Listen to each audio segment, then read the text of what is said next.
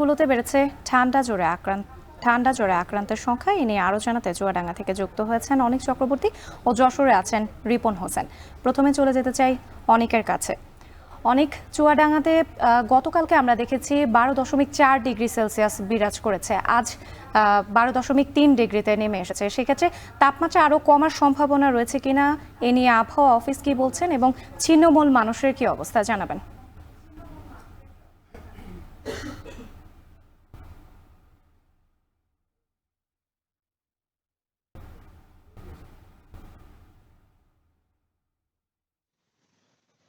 শীতের যে পরিস্থিতি আসলে এই চুয়াডাঙ্গার যে তাপমাত্রা 12.3 ডিগ্রি সেলসিয়াস তাপমাত্রা রেকর্ড করা হয়েছে আজকে। ঘন কুয়াশায় কিছুক্ষণ আগে এই শহরের যে চারিপাশ সেটি কিন্তু আসলে ঢেকে গেছে।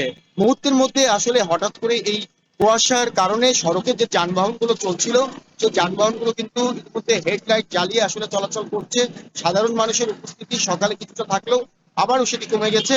সাধারণ মানুষের দুর্ভোগ আসলে চরম আকারে পৌঁছেছে। 12.3 ডিগ্রি সেলসিয়াস তাপমাত্রা কিছুটা বাড়লেও কুয়াশার কারণে আসলে এই দুর্ভোগটা আসলে সাধারণ মানুষের সৃষ্টি হয়েছে। আমি দেখেছি যে এই খড়কুটোর সাথে আগুন জ্বালিয়ে সাধারণ মানুষ আসলে শীত নিবারণের চেষ্টা করছে। এই তাপমাত্রা কমার ফলে সাধারণ মানুষ, নিম্ন আয়ের মানুষ, প্রতিটা মানুষ আসলে চরম আকারে দুর্ভোগে পড়েছে। তাদের আয়ের উৎসে বড় আকারে আসলে ভাটা পড়েছে। আবহাওয়া অফিসের সাথে কিছুক্ষণ আগে আমার কথা হয়েছিল। আবহাওয়া অফিস বলছে যে মুহূর্তে আসলে তাপমাত্রা ওঠানামা করছে এবং তাপমাত্রা পরিবর্তন হচ্ছে। সবকিছু মিলে আসলে তারা কিছুই বলতে পারছে না। তারা বলছে যে জানুয়ারি মাসের মাঝামাঝি সময় আসলে তাপমাত্রা আরো নিচে নেমে যাবে। সেই সময় কিন্তু আসলে চিত্রটা আরো ভয়াবহ হবে এবার। শুধু এবছরই নয়, গত বছরও কিন্তু ঠিক এই সময়ে এমনই চিত্র ছিল চুয়াডাঙ্গার।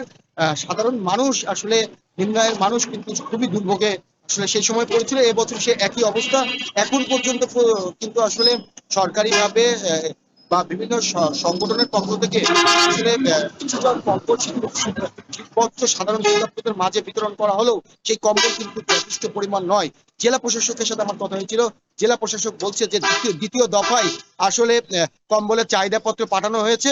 অতি দ্রুত আসলে এই কম্বল চলে আসলে শীতার্তদের মাঝে এই কম্বল বিতরণ করা হবে। তো শীত পরিস্থিতি নিয়ে চুয়াডাঙ্গা থেকে আমার কাছে এই ছিল সবশেষ।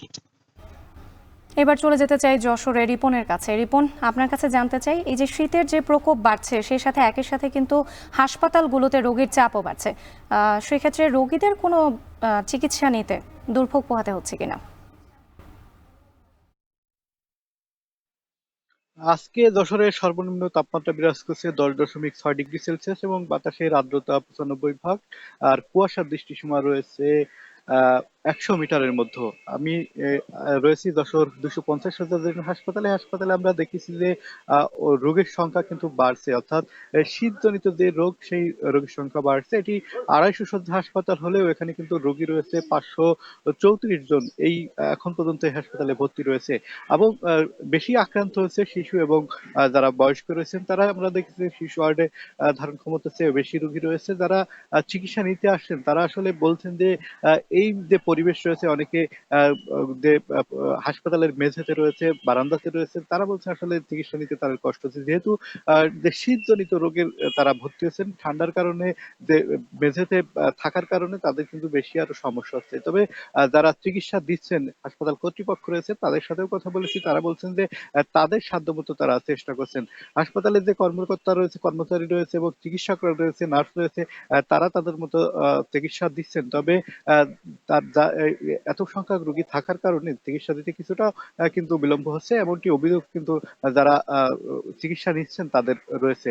পাশাপাশি যারা চিকিৎসক রয়েছেন তারা বলছেন যে এই শীতজনিত রোগের বিভিন্ন রোগ হয়ে থাকে, সেক্ষেত্রে যারা শিশু রয়েছে এবং যারা বয়স্ক রয়েছে তাদের দিকে বাড়তি পরিচর্যা করার কথা বলছেন। যে বিশেষ করে এই একদম সকালে যেন ঘর থেকে না বের হয়, বিশেষ করে কুয়াশা যেন না লাগায় এবং বাড়িতে থাকার পরামর্শ দিয়েছে এবং গরম কাপড় পরিধানের কথা বলছেন। পাশাপাশি যে বাসি পচা খাবার রয়েছে সেগুলো যেন না খায় সেজন্যও তারা কিন্তু বিভিন্ন পরামর্শ দিচ্ছেন যারা চিকিৎসক রয়েছেন তারা।